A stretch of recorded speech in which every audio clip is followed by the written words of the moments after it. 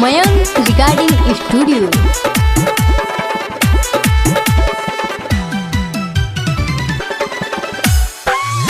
काहे हमारा से बचता रे आर के सटा में नचता रे।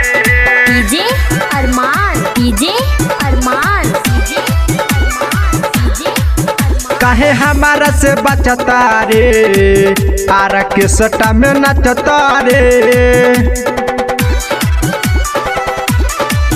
काहे हमारा से बचता रे हरा के सटा में नचता रे।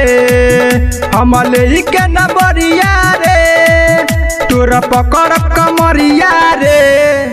काहे हमारा से बचता रे हरा के सटा में नचता रे। काहे हमारा से बचता रे हरा के सटा में नचता रे।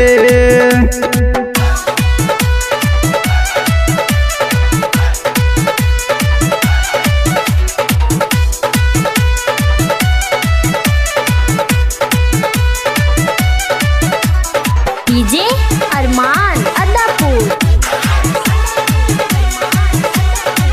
अले लगा के उठा लाली पूरा गाँव कैले खाली सटे जावे पे कमर हिला के नचता रे ते बेजोड़ा नइखे कोनो तोरा जोड़ा। के पाएला अपन बजा के लगा के अले उठा लाली पूरा गाँव कैले खाली सटे जावे पे कमर हिला के आउ सटी जब बजरिया रे।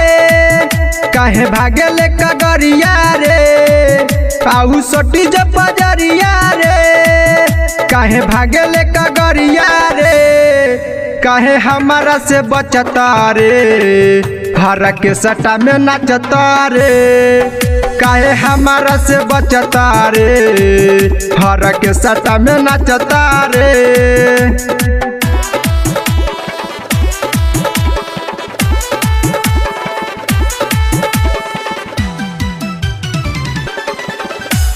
डीजे अरमान, डीजे अरमान, डीजे अरमान, डीजे अरमान।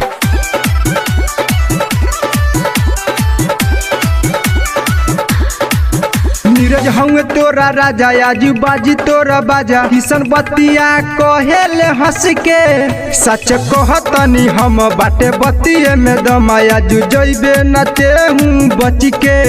नीरज हूँ तोरा राजा आजू बाजी तोरा बाजा किशन बतिया कहेले हंस के काहे मारले नजरिया रे हिली खड्डा सहरिया रे।